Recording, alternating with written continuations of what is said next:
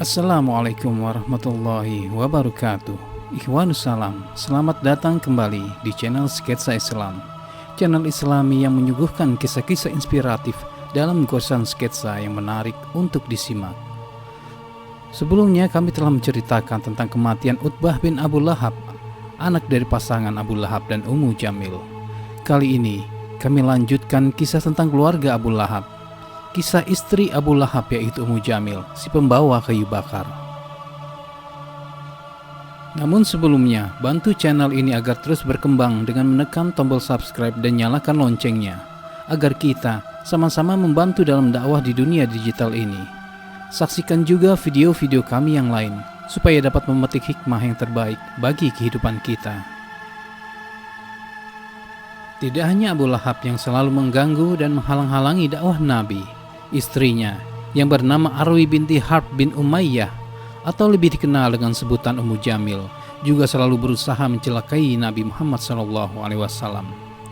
Setiap pagi-pagi buta, ketika kebanyakan manusia masih terlelap dalam buayan mimpinya, Ummu Jamil sudah keluar dari rumahnya sambil membawa kayu-kayu berduri. Dengan susah payah ia menyeret dan meletakkannya di depan pintu rumah Rasulullah SAW, serta di jalan-jalan yang biasa dilewati oleh beliau, berharap duri-durinya akan menusuk kaki Rasulullah yang mulia dan melukainya. Hatinya dipenuhi kebencian terhadap Rasulullah yang amat sangat, sehingga ia rela melakukan hal yang demikian. Sungguh benarlah apa yang difirmankan Allah Subhanahu wa Ta'ala. Ummu Jamil memanglah sesuai dengan penjabaran makna tersebut, karena ia memang suka membakar perkataan, berjalan ke sana kemari, menebarkan provokasi dan mencela Rasulullah dengan kemiskinan dan kekafiran. Hal inilah yang menjadikan Allah mencelanya dalam surat Al-Lahab ayat 4-5. Dalam tafsir At-Tabari, kata-kata pembawa kayu bakar dalam surat Al-Lahab juga dapat dimaknai sebagai provokator atau penyebar fitnah. Setelah peristiwa turunnya surat Al-Lahab ayat 1-5 yang berisi ketetapan dan celaan Allah terhadap keluarga Abu Lahab, gegerlah seluruh isi kota Mekah. Sebagian besar kaum muslimin semakin meyakini akan kebenaran Muhammad sebagai Rasulullah SAW. Namun sebagian besar dari kaum kufar merasa takut dan lebih waspada terhadap Rasulullah. Abu Lahab dan keluarganya menjadi gunjingan oleh seluruh penduduk Mekah. Dan ketika Ummu Jamil mendengar tentang desas-desus syair yang disebutkan orang-orang tentang dirinya dan suaminya, ia sungguh murka dan hampir gila.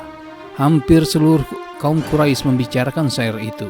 Mereka membicarakannya di belakang, menunjuk-nunjuknya ketika ia lewat di depan mereka. Dan bahkan ada yang terang-terangan mengolok-oloknya.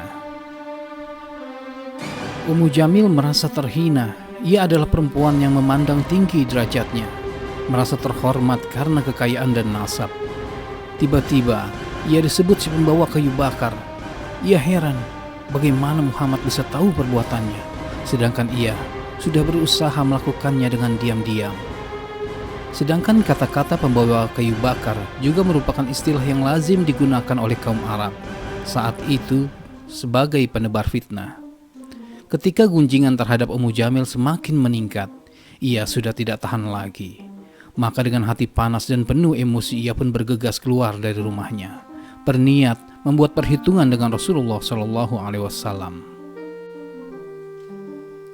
Diriwayatkan oleh Asma binti Abu Bakar, pada suatu siang yang cukup terik, Rasulullah bersama Abu Bakar sedang duduk di sekitar Ka'bah. Tiba-tiba dari kejauhan terlihat seorang wanita berteriak-teriak. Tangan kanannya membawa sebuah batu, sedang tangan kirinya sibuk menjinjing jubahnya agar tak menghalangi langkahnya.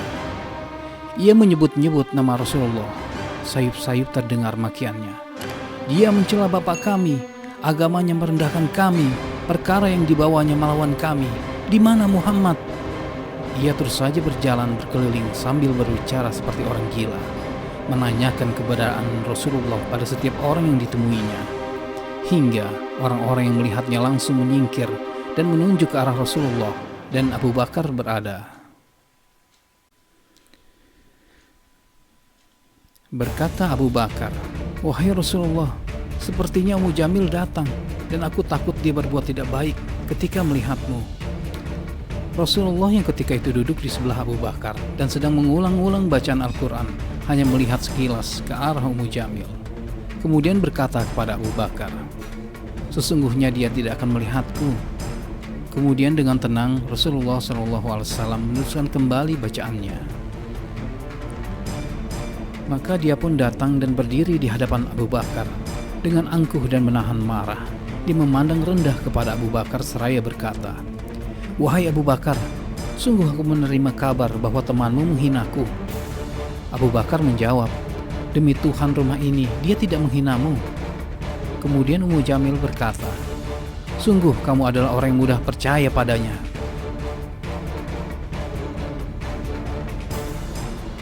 Setelah berkata demikian, Ummu Jamil pun berlalu dari tempat itu. Ia tidak langsung percaya dengan ucapan Abu Bakar. Dia merasa Muhammad pasti bersembunyi di belakang Ka'bah. Maka dengan perasaan jengkel dan marah, ia berputar mengelilingi Ka'bah, berharap bertemu orang yang paling dibencinya.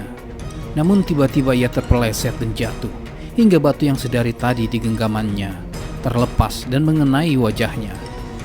Orang-orang di sekitaran Ka'bah yang melihat kejadian itu langsung tertawa melihatnya. Ia sungguh merasa malu karena ditertawakan orang banyak. Kebenciannya terhadap Rasulullah semakin membuncah di dadanya, hingga ia bangkit sambil berucap, "Binasalah dan tercelalah Muhammad." Kemudian dengan wajah merah padam, ia berlalu dan pergi dari tempat itu. Abu Bakar yang sedari tadi memperhatikan Ummu Jamil merasa heran. Rasulullah tidak beranjak sedikit pun dari sisinya. Tetapi Ummu Jamil seperti tidak melihatnya. Maka Abu Bakar berkata kepada Rasulullah SAW, "Tidakkah ia melihat engkau ya Rasulullah?" Beliau menjawab, "Tidak, malaikat senantiasa menghalangi dia dari melihatku hingga dia pergi." Maka benarlah firman Allah dalam surat Al-Isra ayat 45, "Dan apabila engkau Muhammad membaca Al-Quran, kami adakan suatu dinding yang tidak terlihat antara engkau dan orang-orang yang tidak beriman kepada kehidupan akhirat."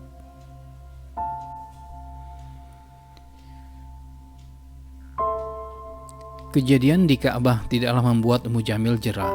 Bahkan ia justru lebih bertekad lagi dan menghancurkan dakwah Rasulullah SAW. Menurut Sa'id bin Al-Musayyib, Ummu Jamil terkenal memiliki sebuah kalung yang sangat mahal, dan dia berazam bahwa dia akan menggunakan kalungnya sebagai dana guna memusuhi dakwah Muhammad SAW. Dan ia pun tetap melakukan kebiasaannya membawa kayu bakar untuk menghalangi jalan Rasulullah. Dikisahkan dari Murrah Al-Hamdani, dulu Ummu Jamil setiap hari membawa kayu berduri. Dia lemparkan kayu berduri itu di jalanan yang biasa dilalui kaum muslimin. Suatu hari ketika ia membawa satu ikat kayu, ia tampak keletihan. Kemudian ia duduk di atas sebuah batu dengan kayu yang masih berada di punggungnya. Tiba-tiba kayu itu seperti tertarik ke belakang, hingga tali-talinya tersangkut di kalung yang ia kenakan dan akhirnya mencekik leher Ummu Jamil. Dengan sekuat tenaga, ia berusaha menarik kalungnya dari lehernya yang tersangkut pada tali serabut. Matanya terbelalak, seakan menggambarkan kepanikan yang dialami saat itu. Ia berusaha menarik nafas melalui hidung dan mulutnya. Tapi apa daya, kalung itu benar-benar melilit lehernya dengan kencang, dikarenakan kayu yang terlalu berat yang berada di punggungnya. Sehingga semakin kencang sampai tertutup jalur nafas si wanita pembawa kayu bakar itu. Saat ia berusaha teriak sekencang-kencangnya, tapi yang keluar hanya suara dengkuran yang bergetar di tenggorokannya. Hingga akhirnya ia pun mati di tempat itu dengan naas. Ibnu Katsir berkata mengenai Ummu Jamil, dia membantu suaminya untuk kafir, ingkar dan menolak kebenaran. Maka Allah menjadikan ia penolong suaminya dan bersama-sama diazab di neraka Jahannam. Dalam riwayat Qatadah dan Mujahid disebutkan bahwa gelar sebagai perempuan pembawa kayu bakar dalam Al-Quran adalah karena keahlian Ummu Jamil memberikan pengaruh dan provokasi kepada kaumnya.